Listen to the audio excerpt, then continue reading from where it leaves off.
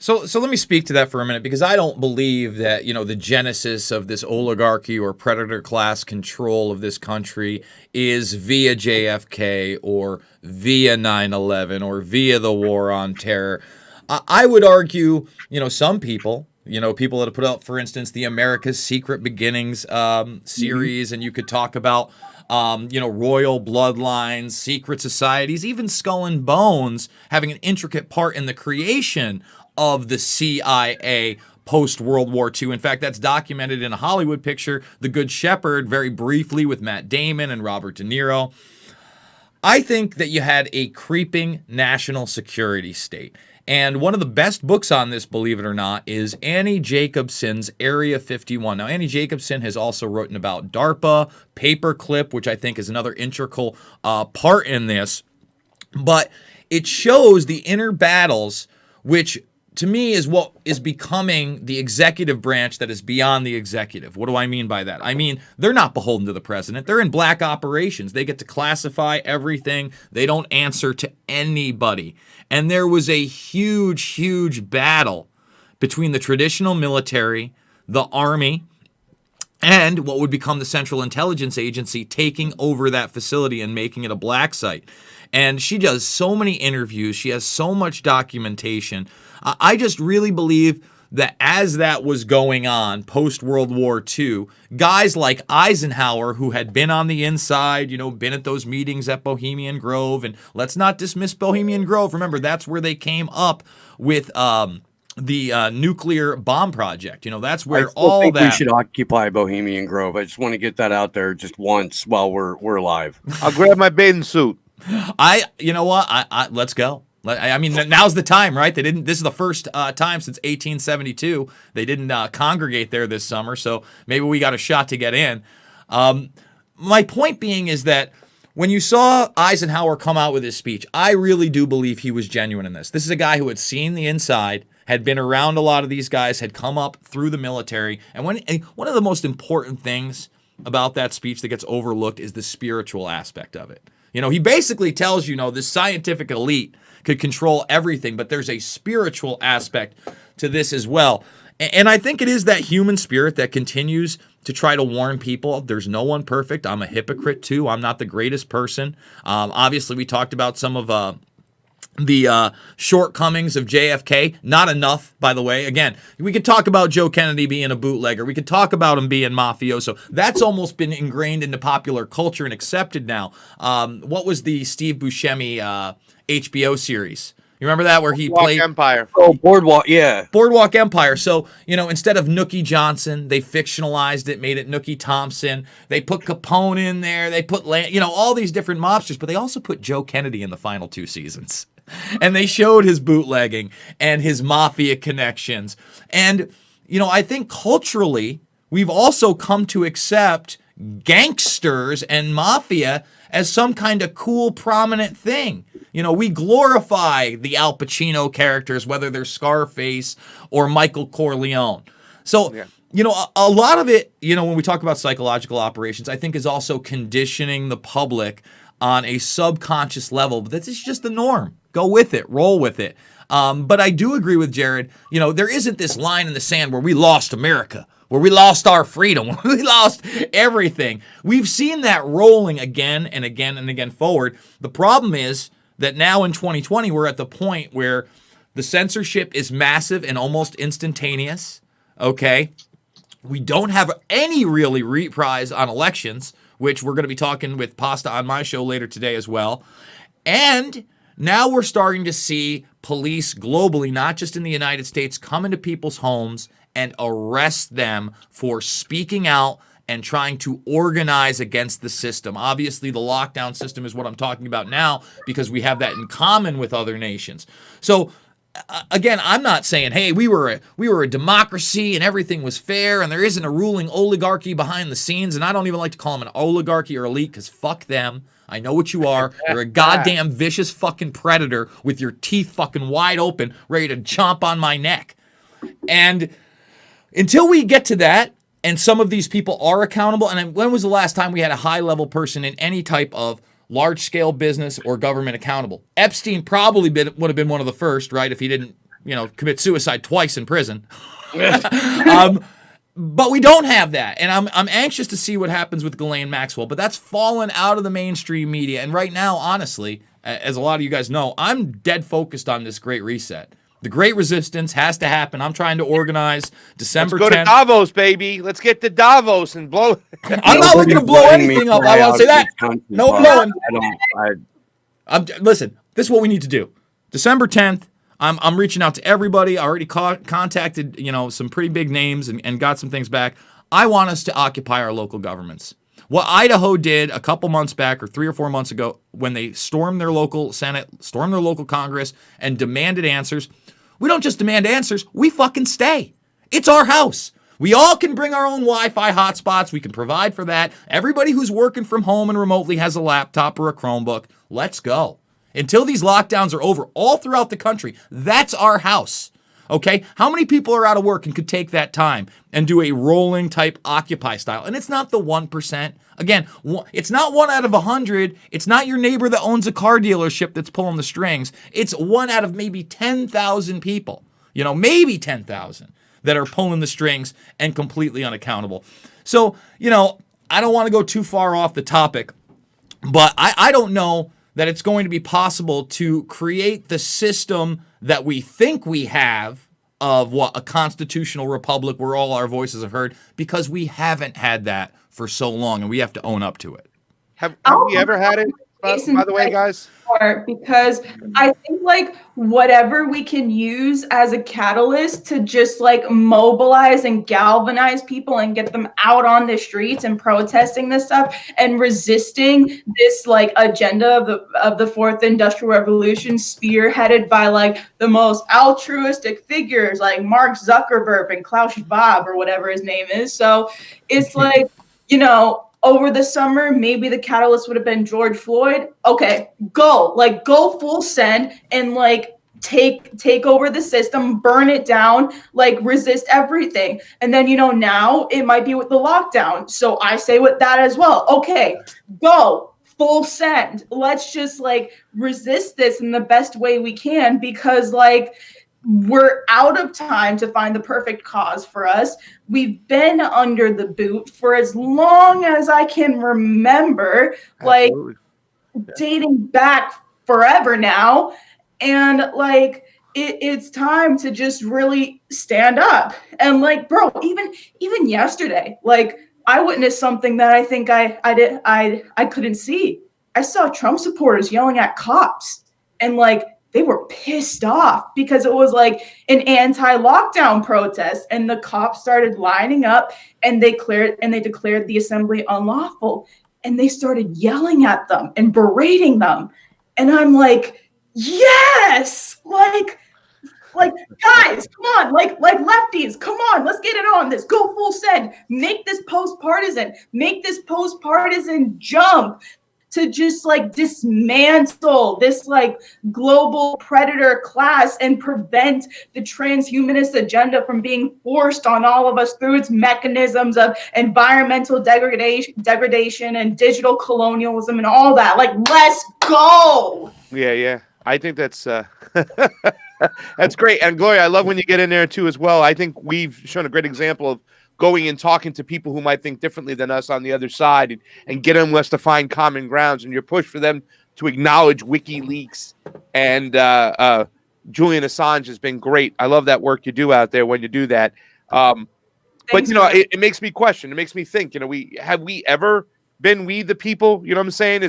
Have we always been under some type of control of some oligarchy or deep state or some type of entity that's calling everything from behind the curtains and stuff? And that's why I've taken such an interest in when it comes to elections, because I've always believed that was the mechanism in which they hold on to control, that our lawmakers are never elected. They're always selected.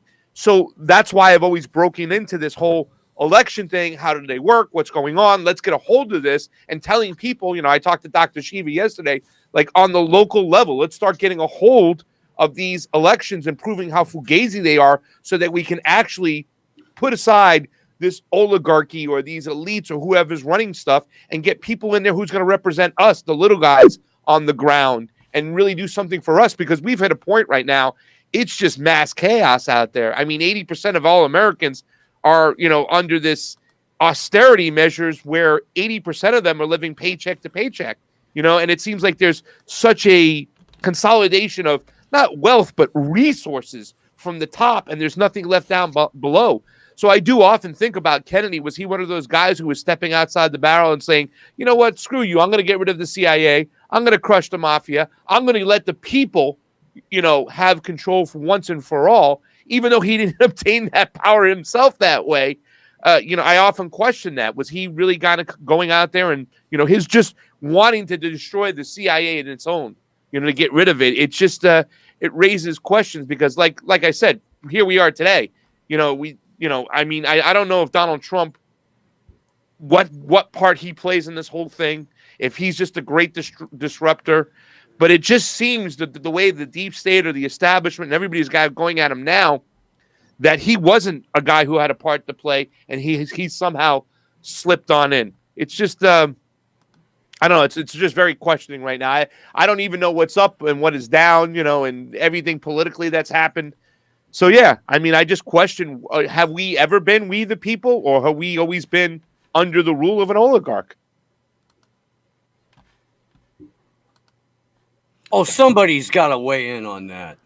Look, man, you go back to Benjamin Franklin, and just to kind of wrap it up on that, and he's part of the Hellfire Club, and, even when, we had this break off, he was going back and forth, and we had diplomats that were dealing, with royalty at the time, and the one thing I would say is, hey, we're in 2020, and if you think that the British royal family has no power or the Saudi royal family has no power, we still live in a largely rule by bloodline society outright.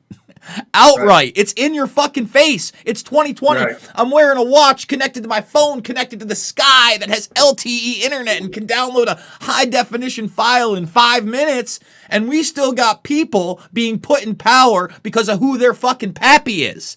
That's a problem. And that's I think there may be a correlation though between the extraordinary technology that's available to us and the extraordinary oligarchy that's ruled America very brutally, but in some ways very efficiently for quite some time.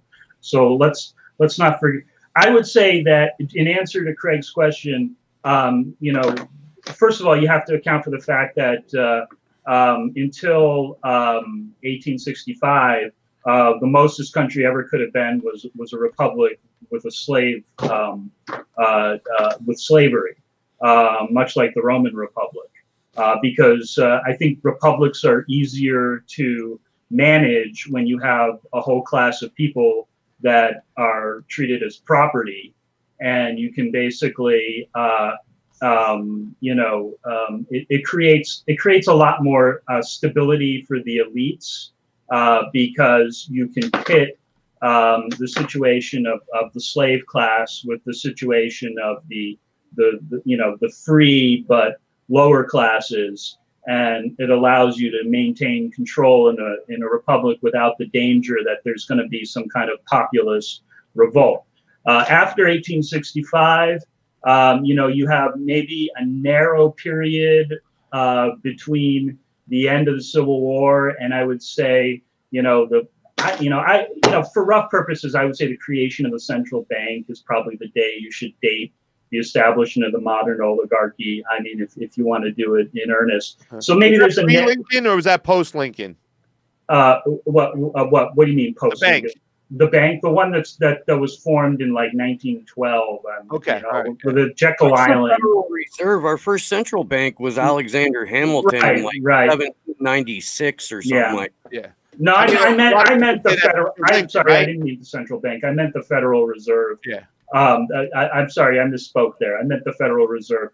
I think is the time you should, maybe we consider the modern oligarchy. So maybe there's a period of time in there, and you do have some extraordinary progressive movements that sweep the nation in the late 19th century, early 20th century.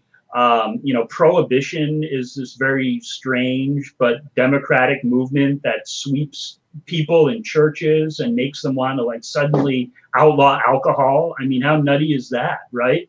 And then you have women gaining the right to vote. So that time period there could be something of a demo. But I truly think the oligarchs at that point are becoming the industrial oligarchs. Who, by the way, Tocqueville warned us about this when he wrote Democracy in America. So Tocqueville is sort of the big, I would say, America is this great this land of unprecedented democracy propagandist that is sort of foisted on people. And I'm not saying Tocqueville was a dumb guy, but when you actually read his book, he's very impressed with certain things about American society, but he's very concerned, and he was visiting in the 1820s and 30s. So he was visiting at a time when there was slavery. So, and he deals with that to a certain extent, but let's not kid ourselves. It was slavery, okay? At a time when a lot of countries didn't have slavery. In fact, most countries didn't have slavery. So we weren't really particularly advanced in that respect. But Tocqueville talks at length about the rise of an industrial aristocracy that was on the horizon and threatening the U.S. And I think that's exactly what happened. I think it consolidated in the late 19th century. So yeah, I don't know that we've had a period of time when we've ever been, that much of a democratic republic. I mean, bearing in mind that that's always going to be more of an ideal than a reality in any society. But yeah, there's plenty of countries out there that surpass us on that front, I think. I would agree that to an extent we had something approaching a representative republic as long as you were the right color, right? And the Reconstruction era. But this is also the firebombing of Tulsa, Oklahoma, Black Wall Street. This is also a period of let's round up every last engine we can find. This is also a period of let's exploit Mexicans and Chinese on the railroads. There's an awful lot going on alongside a semblance of basically for white people what might amount to approaching a representative republic. But we've never ever been this egalitarian meritocracy for one and all. What we have done extraordinarily well, though, is perfected the practice of propaganda to the point where the people who do call the shots in this country can create reality in a way that I don't think really has a lot of precedence. I mean, I think it surpasses all the major religions in terms of its ability to capture the minds of people and get them to behave in a certain way. So I mean, that's an accomplishment of some kind. I mean, let's not, denigrate it just because it's not, positive. Well, I mean, if we were honest,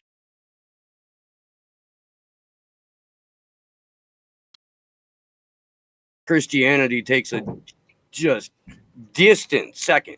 I would say consumerism. I don't think capitalism in the Adam Smith way. I don't think we've ever had that either. I think we've had, controlled monopoly markets with an extraordinary consumerist element, which is fueled by propaganda and advertising to the point where people become consumers. They shed their identity as human beings, and they're left with, they identify with what stuff they consume. I mean, it's very sad from a certain perspective, but on the other hand, that's the reality we're left with. So getting back to Jason, I mean, Jason, I loved your energy and, your positivism. And I see a lot of that from, I think the newer generations of people coming up, we're going to see a lot more of that. I think the question that they're going to be up against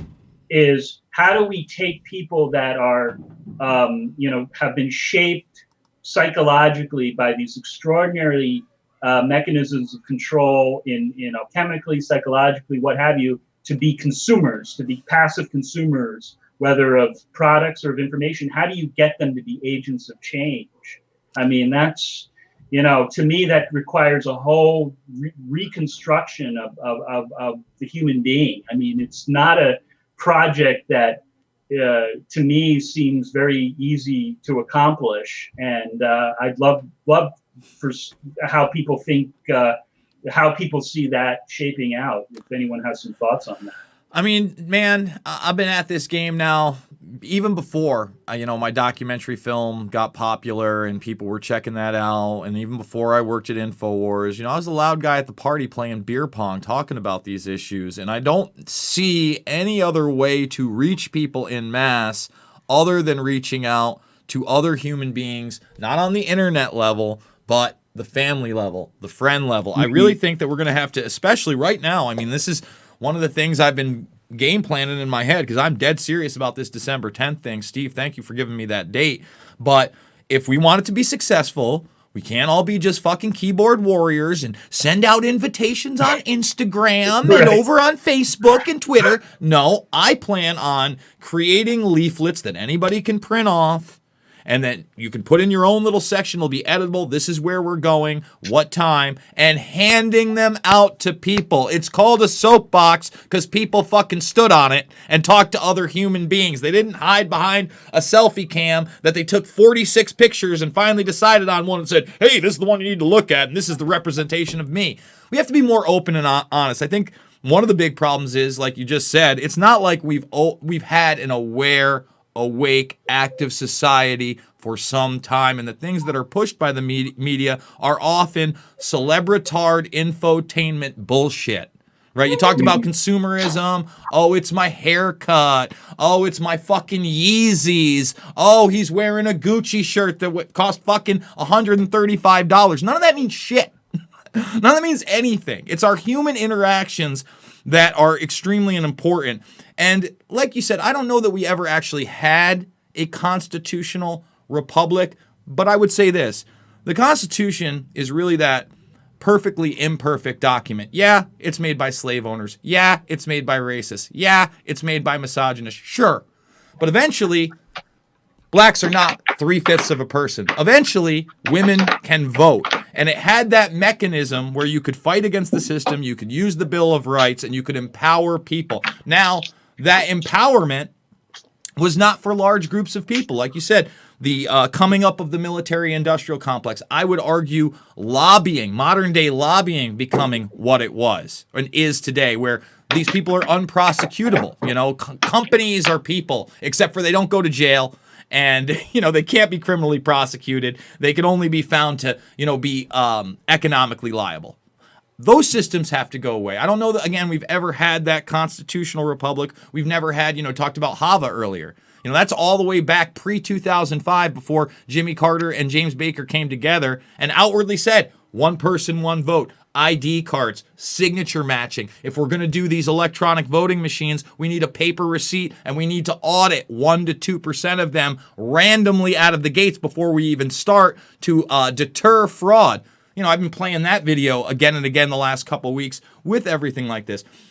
I don't think that people are aware how bad we've had it because they're, not so much on television now. They're on their tablets, they're on their little devices, but they're not seeking out this information. And the people that think they're seeking out information are finding out Orange Man bad for all the wrong reasons. They're not finding out Orange Man bad for keeping us in Syria because that gas attack never happened in Douma. They're not finding out Orange Man bad because of the counterintelligence 2020 to 22 document where public disclosure organizations are put on the same level as Hezbollah and Iran and North Korea and Al-Qaeda and ISIS as terrorist organizations. They're not finding out Orange Man bad because he's part of that Department of Justice team bringing Assange over illegally and ending free speech. So we got a big media, military, industrial complex to go up against. Unfortunately, even now with people who are anti-lockdown, they're being framed up as what? Conservatives, right-wingers, conspiracy theorists. But at the same time, when you take that many people, now you have that arm to reach out to and shake a hand and come together on one issue and then work your way out. I'm a, get people in with honey kind of guy. I'm not here to tell you you're fucking wrong and this is bullshit and you're my enemy. Let's find something we can agree on and work our way out. And, I've been talking about this for years. I think there has been some sort of an effect, or I wouldn't exist here 15 years later, right? I'm still going somewhat strong despite all this tech censorship. I've got more of an audience than ever. I think it's going to come down to having those hard conversations at the dinner table with your friends, with your families, where you're not screaming at the person, where it's not some fight online where all of a sudden you're blocked and it's over. Doesn't matter, I've known you for 12 fucking years. So it's a lot, Jared. I mean, I'm not a perfect person. I know that I can be annoying to some people. I don't quite have the personality everybody loves, but nobody does. So I think it's incumbent upon ourselves to truly educate ourselves, say, what do we want as human beings and what have we had? And how can we make our system of government more legitimate? And again, this is a JFK conversation. How many issues have we covered in the last hour and a half, well beyond JFK? So obviously there's interconnections. 2020 continues to be wild, but a lot of them harken back to the same things. When we're talking about election fraud via Kennedy, and we're talking about possible election fraud now in 2020, we're talking about a period of almost 60 years. What have we improved upon? That's the question. I think it's going to be one of those constant battles, man. There's two things I believe in this world. It's good and evil. That's about it. And I'm just trying to be on the good side. Can I say something real quick, guys? I just want to, and I'm sorry I missed the last part of the conversation. There was a mailman knocking on the door, UPS or whatever the hell it was. I'm going to use that one next time, Pasta. What's that? I'm going to use that one next time. I ordered some shirts, Steve. Listen, Steve, you don't talk wise with a guy wearing a two-piece velour from a tracksuit. You just don't do it, Hold up, man. I got to go check the mail real quick. Hey, Pasta, you ain't say no cap before it, so I can't believe you. No cap. Okay, we're done fucking with you, Pasta. You can make your point now. Thank you. I have a question, and I think I missed some of it, and Jay was talking kind of, on it. And really, to tell you the truth, it's so awesome doing a show today. I would quote the Willie Nelson song that you were always on my mind. And, I'm an election integrity guy. And Jared, this is the first time we're getting to talk. But you don't know how many times I reference and I think about what happened right there in that fucking courtroom when they said they can go into the room filled with cigar smoke and pick whoever they want. To me, it was just such a moment in our time for us to say, hey, ladies and gentlemen, we're understanding one of the mechanisms, and whoever's in charge, whoever is behind the curtain, the Wizard of Oz pulling the strings right here, this is the mechanism in which we, the people, actually become we, the people. That we understand that right here, that they use these elections. I don't know of an election we've ever had. You've said so yourself, where we, the people, have actually got this spoken for, and actually get to insert our power. And then you look at what Donald Trump is going through right now, and I'm no Donald Trump fan whatsoever. I was always, I was Bernie Sanders in 2016. He is now persona non grata, which means fallen from grace. He is such a sellout. I was Tulsi in 2020, and just seeing what's going on right now is quite scary. And even watching Loose Change the other day and watching the Senate hearing, I was thinking about you, Poikinen, and Andrew and Jason. I'm like, God damn it, these guys were so ahead of us on this shit right here. People on the left who had just ignored the civil liberties, ignored the deep state, and all these entities coming into our household. I mean, I'm literally, when I was watching your Loose Change video the other day, Jay, I was like, wow. I think that some of us on the left and some of the sheep or whatever we weren't woke, didn't realize how things could be portrayed. And, just watching your video, it was so simple, the evidence you were laying out, going, wow, everything domestically, foreign policy-wise, has been shaped and formed since this moment in time over here. And my question to you guys is, Steve, Jared, Jay, Glory, if you got an opinion on that, Sleepy Josh behind the scenes, what do we got to do to get power? What do we have to do to take the boot off our necks? What do we do? I mean, I've been trying to be a part of fixing our elections, figuring if we can fix that, we can get some populist leaders in there. But what happens when they get in? These entities are so deep buried, whatever they are, How do we fight back against them? Sometimes I feel like, I'm done with this shit. I'm just going to take the blue pill, plug me back into the friggin' matrix. Let me go to Vegas, watch fantasy football, play poker, and not talk politics again, because sometimes I feel it's so hopeless. I don't know what to do. So I'm just curious to you guys, since you guys are, what do they call you guys? Fringe right, alt-right, what's the terminology? Conspiracy theorists? Collaborators. Alex Jones disciple, whatever they call you guys. Give me some answers here, because I am, I'm not going to lie to you. If this happens right now, if this election goes through the way it is, and just the way you guys can spot all those things when it comes to our civil liberties and go, look at this is a joke. Look at this in 9/11, all this is a joke. That's how I am with elections, because I went into this deep dive after that moment you had in the courtroom, Jared, and I went on a deep dive, and I want to learn everything about our election system. This was a fucking joke. They stole this in the middle of the night, and people are buying it. The sheep are actually buying that these big dumps, these big drops, and from a guy who can't put a sentence together and couldn't fill my living room, beat Donald Trump, who could fulfill stadiums. And I saw this coming, and it was like, wow, people are buying into this. If this goes through, we are done. We have no progress whatsoever. We're moving backwards. So my question to you guys again is, what do we do? I kind of gave my long-winded answer, so yeah, Steve, why don't you take it? Muted. If you had a machine, and the machine was designed to only work 1 out of every 10,000 or 1 out of every 100,000 times, your solution to that machine would not be, let's slap a couple of shiny new parts on it every 2 to 4 years, and it'll work for us now. So you've got to, like, any normal clear-headed person would be like, we've got to scrap this machine and design a new one that doesn't have anything to do with the previous machine that only worked for 1 out of every 10 or 100,000 people. We need to design a new machine. So that's only in the American political system do we think that replacing a machine that doesn't work for us with some shiny new parts every couple of years is a solution. Yeah. Can I say something, though? Can I ask you something on that real quick? Because wouldn't you say the machine that you say we replaced, most of the people who are pushing back on this, and I don't want to classify them, Jay, and whatnot, a lot of the right-wingers, they call them, or whatever, or the people who are into the civil liberties or, anti-communists say, we don't have to replace the machine. We just got to fix it. I mean, and in fact, the people who want to replace the machine are these far leftist kind of Marxist mentality, don't want to smash it down, whatever, you know what I'm saying? And I don't even know if I can disagree with them, because I don't know if we have to fix the machine or smash it down and start it over. But the people who are calling out the machine, they don't even want to replace the machine. They just believe it needs to be tweaked and tuned. I'm sorry, go ahead. Well, let me answer it. So I've always said I'm never going to be able to call for a revolution. I don't think that we can have an actual revolution for the people in this country. What we need is a reformation of the Constitution and Bill of Rights. We need to get away from all these alphabet agencies, outsourcing to things like Stratford, the Kissinger Institute, and 1,000 other, Booz Allen Hamilton, etc. That's not in the Constitution and Bill of Rights.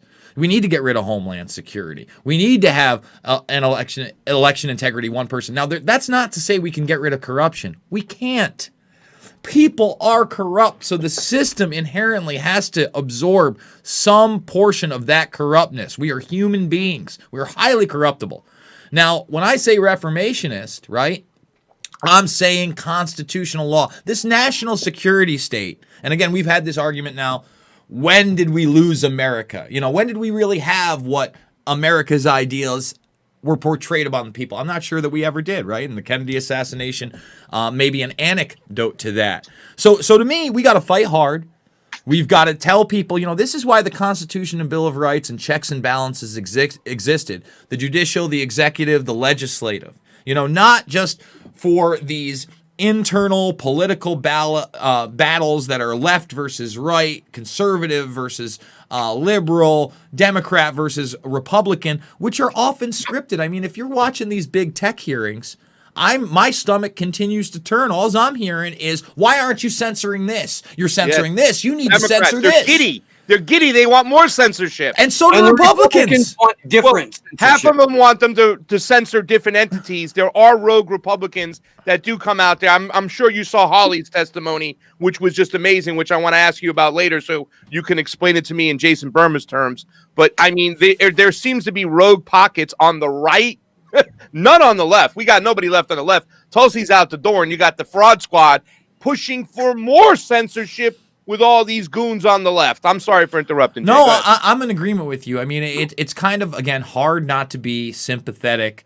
to Trump, or even, I don't like Ted Cruz. Ted Cruz ain't my favorite. And when I find myself agreeing with Ted Cruz on anything, I'm a little bit like, oh, Grandpa fucking Munster. And then I say to myself, he hasn't even gone far enough, right? Even Mike Lee, when I find myself agreeing with Mike Lee when he's anti-war, when him and Rand Paul and others are saying, we don't want this $26 billion deal where we're outsourcing our jets, right? Again, when you look at this thing, you have to wonder, how much do we really have control in this country over our own, and how much does the Great Reset crew, the Bilderberg Group, these special interests, that's why I made Invisible Empire and New World Order defined, so I could break down things like the CFR, Rhodes Scholars, Cecil Rhodes, the historic nature of these organizations, these non-government organizations that have vast influences on our government and on our society. And, hearkening back to when I talked about Epstein, when was the last time we held one of these predator class people or minions actually accountable? And I'd argue we haven't. So we got a long way, man. Again, a revolution, I don't know. A reformation is what we need, because the revolution is here, man. The revolution is the Great Reset. The revolution is the transhumanist movement on behalf of these people at the top. And that's why, I want to use their International Human Rights Day as a big fuck you to them and get our human rights back. And again, they're doing it in Germany. They're doing it in Denmark. They need to start doing it more in Australia. I saw it in Buffalo, New York yesterday. Fucking props to Buffalo. Kick those fuckers out. The sheriff, get the fuck out of here. We elected you. If you're not going to defend our constitutional rights, see ya. You're part of the health department, bitch. Get the fuck out of here. You don't run my business. And until we stand up and say shit like that on a daily basis, good, arrest me. Arrest everybody.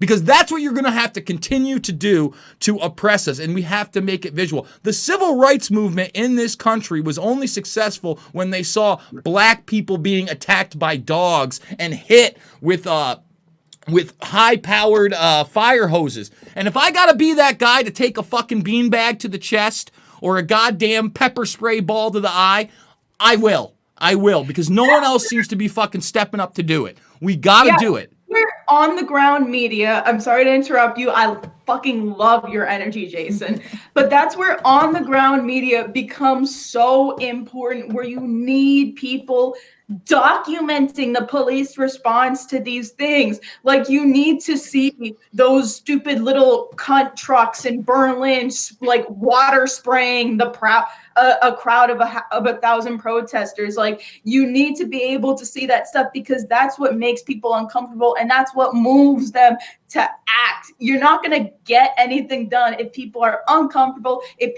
people are complicit. That's why you need to come out into the streets with numbers. And the means, like, whatever the catalyst is, the means needs to be nonpartisan, because if we keep shrinking back into our spheres of isms and our spheres of left and right, then we're not going to get anywhere, because we can't mobilize or galvanize enough people. We need to just go, full send, go. And then we need independent media who's not a punk ass like Cenk Uygur, who's not afraid to get on the ground and film these stuff and get up close and personal with the police and film what they're doing, so people can see that this is what's happening, so people can know that the people doing these protests are regular people. They're people like us. They're people with low incomes. They're not making multi-million dollars a year. They're not making $1 billion a year on some George Soros shit.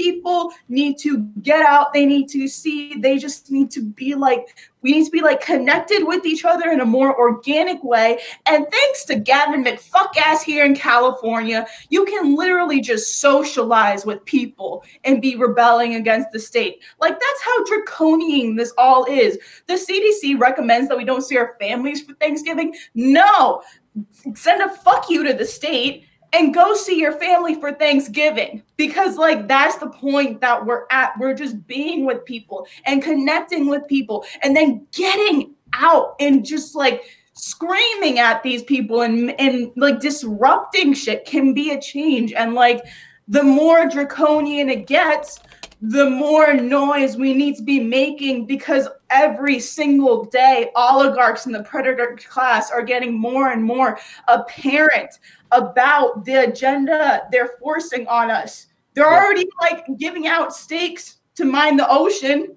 They're already setting up states in Africa to put up the infrastructure for this new fourth industrial revolution. Klaus Schwab already has like 50,000 books out on the Great Reset. Klaus! Like, yeah. Justin Trudeau was out here going, building back better. But you know what? This Glory, has an though. opportunity for a reset. Glory. So now they're open with it. They're open about wanting to stomp on you with a boot. And it's like, I want to take that boot and like lob it back at them, because that's what we have to do. But you know what, too, Glory? I want to make sure that when we do get out in the street, that these people understand power. I think a lot of times they're so concentrated on privilege that it kind of like it causes like dissension amongst the little people fighting each other, pointing at each other. You know, I love the protests when they go out in front of Garcetti's house and Gavin Newsom or Nancy Pelosi. And I want to make sure that when we do go out there, we educate people on power, the power mechanism, that the police, even though the police state, you know, which, you know, has inherited a lot of weapons from overseas when they all came back from Iraq, and Barack Obama gave them to every single police department throughout the country. Yeah, that's very draconian in a way, but who's actually pulling the strings? Who's their bosses? Who's making these decisions? Who's allowing this draconian measures to go on? So I want to always make sure that we have a concentration on where the power mechanism is coming from. And sometimes I think that gets lost, and that the elites plan of what George Carlin said is like, keep people divided, keep them fighting with each other, and therefore the people up top run off with all the resources and money. And sometimes I see that coming together. And that's why, like, you know, when you go over and you talk to those Trumpers about Julian Assange, when we go into those Trump things and we ask Katie Hopkins those questions and whatnot and stuff, and then we also have this understanding sometimes, I think, like, people don't understand that Black Lives Matter and the Proud Boys, they have more in common with the people than the people up top who are calling the shots. And I think we need to have more understanding of that and more talking of that. And sometimes I lose hope when I see sometimes these groups on the ground go at each other when both sides are suffering equally. And that's what you need to tell them, Pasta. And What I'm we going to do that, because do. I told them that, and now I'm going to make your ass tell them that too if we on the ground. Like, that's what I do. You know me. You know me. You know me.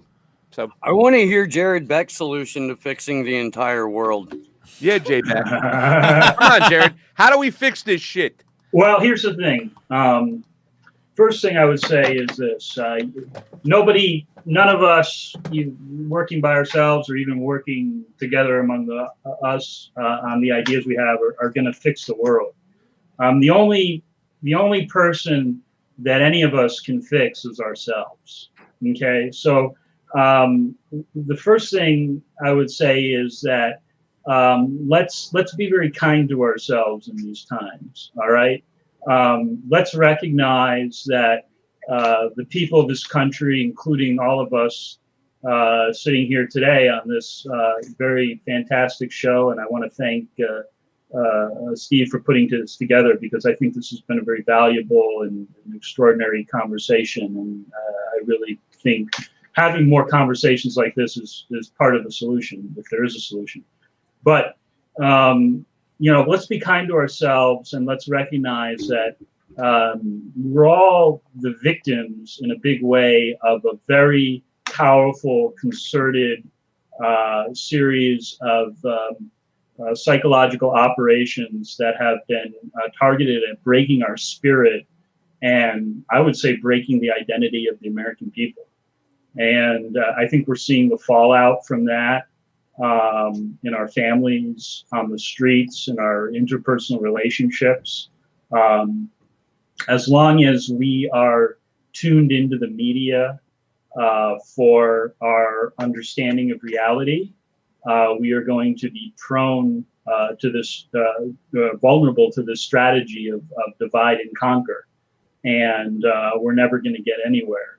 So the first step, I think, to being sort of kind to ourselves and working on ourselves is to pull ourselves away from the media narratives and pull ourselves back into our communities as they truly exist. And I think Jason was getting at this earlier, face-to-face interaction with people who matter to us is where it starts, right?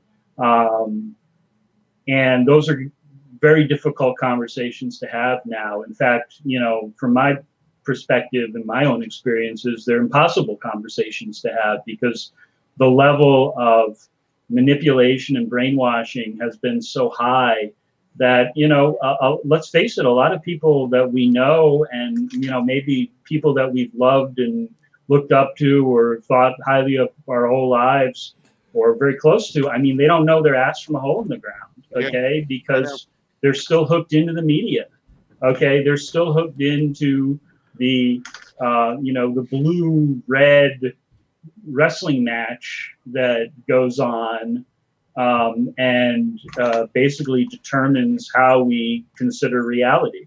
And it's starting to have, this isn't just like, I think in the old days, politics in the US was more of a spectator sport. You could watch it on TV.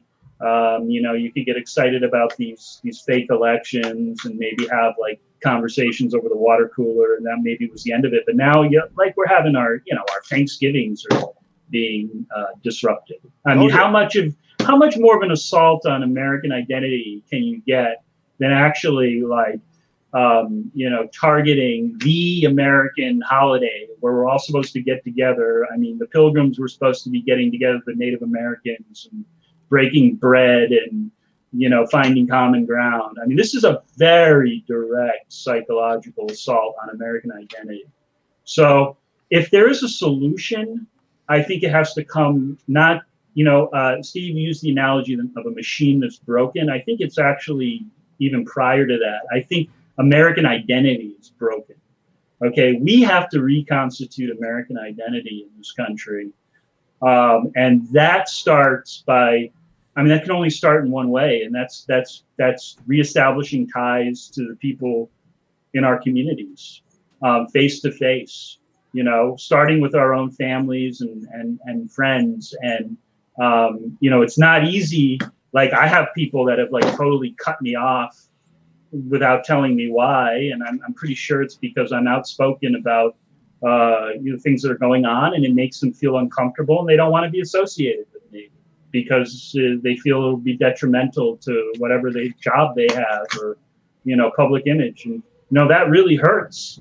But maybe, we should not focus so much on our own pain so much as reaching out and trying to be a conduit of goodwill and healing. I know that's kind of abstract, but until that happens, I don't really see a way out, because I think the situation we're in is we're in a society that's been divided and pitted against each other by design that makes us very vulnerable. And even if, we as Americans reject that, there's plenty of outside foreign powers that are licking their chops to continue to destabilize American society so that they can rise and become the hegemon in this world, because that's how global politics works. So I'm pessimistic that we're probably headed to some type of very hot war that's gonna, happen and heat up in various forums as foreign interests become more and more destabilizing of an already destabilized situation. I think the way you deal with that is you hunker down, You bring your loved ones close to you. You forge connections rather than pushing people away. And then when, the fallout is over, that's when we have to have these serious discussions about how do we reconstitute our republic? Do we have a constitutional convention? Do we draft a whole new constitution? I mean, are the problems that we see in this country today things that were seated in the Constitution to begin with? I can tell you as a lawyer that the Constitution frustrates me in a lot of ways. And if I was at the Constitutional Convention back in 1776, I would have argued for doing things differently. I mean, I think it's ridiculous. The obstacles to having a constitutional convention in this country are ridiculous. The document really can't be amended. I mean, that's bad. I think, whatever constitution you have, you should have a process for amendment that isn't so onerous that it can't happen under certain circumstances. There's got to be some kind of safety valve. Otherwise, you don't really have a constitution. You have something that's going to be manipulated by oligarchs to keep the oligarchy intact, and I think that's what's happened. But I think a lot of that, Jared, has to do with the massive centralization of government. Yeah. And until we kind of realize that gigantic centralized forms of government aren't going to do the people any good, we're going to get stuck in this kind of loop. This is why I advocated for a redesign of the machine rather than reform, because the Constitution calls for this centralized federal government, and that's where the majority of the abuse stems from, in my opinion. Yeah, I agree with that, and I would just add that I think, first of all, when Tocqueville visited this country and he wrote his book Democracy in America, expressing his thoughts on American society, he was most impressed with the local sites of government, the local associations, the churches that were very active at the time, the town meetings. I mean, that's really where he saw the locus of democracy happening. And I think that's been totally destroyed, and it's been destroyed very much, through this media oligarchy alliance, which has basically turned politics in this country entirely into what goes on in this this fake blue-red federal wrestling match that is never ending. I do think that the importance of a local politics is going to become more and more apparent to people in the coming years, because you're already seeing, for example, with this whole the coronavirus thing, you're seeing very different reactions depending on which locality you happen to be in. So, I mean, if you're in California or New York, you're basically in, this like perpetual lockdown state, and you have these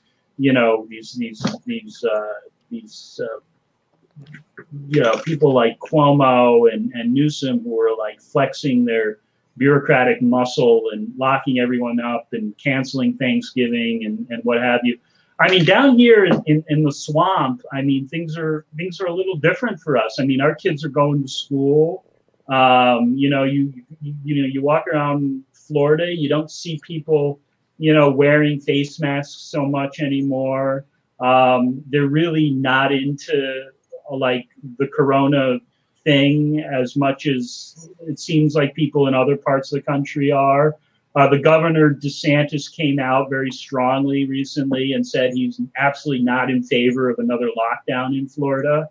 And, on one hand, this may be part of the effort to divide us and fragment us some more. But on the other hand, I do think it's going to make people think very hard about the particular locality they're in and how much that makes a difference to your life. I mean, our school district. I mean, we send our kids to just regular Miami-Dade public schools, and the local school administrators here have been very adamant about wanting kids to be in school and not have to do the distance learning thing. And they've worked very hard and made a lot of sacrifices, I think, to ensure that our kids have been going to school for weeks now, whereas kids in other states have been like sitting at home on the computer during all this time. Okay, so I very much think that we're going to see these local divisions become more and more apparent throughout the country. I mean, whether that leads to another hot civil war, or whether that leads to something productive, I don't know. But I think it's a huge part of the equation. So I'm trying to figure out who we got to eliminate to get our power back.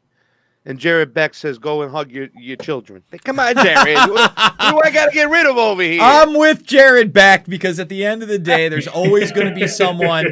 Wait. No singing during Thanksgiving, Glory. Go ahead, Jason. I'm just saying there's always going to be somebody else who wants to socially climb into that spot of mega demon. You look at the Bush family. They're social climbers. You look at the Cuomos. Andrew Capo Cuomo's getting his nice international Emmy because, he's a bad actor on the political scene. And they love to piss in our mouth. It's unbelievable. Guys, I just want to say thank you. I've got a book after almost 2 hours. I know that me and you, Pasta, we got something going. I got to run out of the house. Give me a text. Maybe we can get together in the next 45 minutes, an hour, and do something on the election. But I thought this was great. I'm going to divide this up into 2 videos up on my channel. The first half where we're really discussing JFK, and then we were just talking about the big picture, because at the end of the day, they're very heavily intertwined, in my opinion, no matter what you believe. And, Peter Dale Scott, who's in My Invisible Empire, he talks about these things as being what? Deep events, deep politics. And they've been going on for some time. And, I'm just going to leave it here. The irony of the fact that Peter Dale Scott is the guy that came up with, the term deep state. And now it seems to be some kind of a right-wing thing when, God bless Peter, I love him. I was trying to get him on the show last year. I'm going to reach out to him again. But he wanted a Biden presidency. We're friends on Facebook. He's been advocating for that. So the irony of a guy that's still somewhere in that left-right paradigm going for a, deep state shill, a pro-Fourth Industrial Revolution, Klaus Schwab ball-licking asshole is troubling to me. But at the same time, huge red flag. Huge red flag. You can say the same thing for Chomsky. I mean, these guys are. I really feel like, as I love Peter Dale Scott's books. I mean, they were my introduction to the concept of the deep state. But I have to believe that a lot of that is controlled counter narrative. Well, I only met Peter for like a 2-day stint 11 years ago, but he was a gentleman. He was an older fella then. Who knows how much longer we have him. I think we have to be open to everybody's ideas. We have to be able to have conversations. But at the end of the day, if we do want to change the system, we have to organize together. It doesn't matter if you think you're red, blue, Republican, Democrat, all that, like we've all agreed on, is by the wayside and largely a distraction. So, Steve, thank you so much. Everybody else, an absolute pleasure. And Pasta, I'll see you on the flip as well. All right, brother? You got it, my friend. All right, guys. Thank you so much. Bye, Glory. Bye, Jared. And there you go. Hope you guys enjoyed that one. Again, we do it live, we do it big, and we do it with your help. Without you guys, I wouldn't be able to do this. Again, $5, $10, $15, it means the world to me. Big donors, thank you so much. We're fully demonetized on the YouTube platform. That's another reason you want to create a Rockfin account free right now. We are live and free over at Rockfin, 11 a.m. Monday through Friday. As you can see, Friday's program is still up there free. And remember, a lot of the stuff I do on Rockfin is exclusive because it's just too hot for YouTube. Some of the things I say might be interpreted as something they want to arbitrarily take me down for. So create the Rockfin account. That's a platform for free speech that is empowering me through the internet and not trying to enslave me through censorship. All the documentary films which I referenced several times in this conversation, Loose Change Final Cut, Fabled Enemies, Invisible Empire, A New World Order Defined, and Shade the Motion Picture are free right here, right now in the playlist section. Thumbs them up, subscribe, share, join the Burmist Brigade.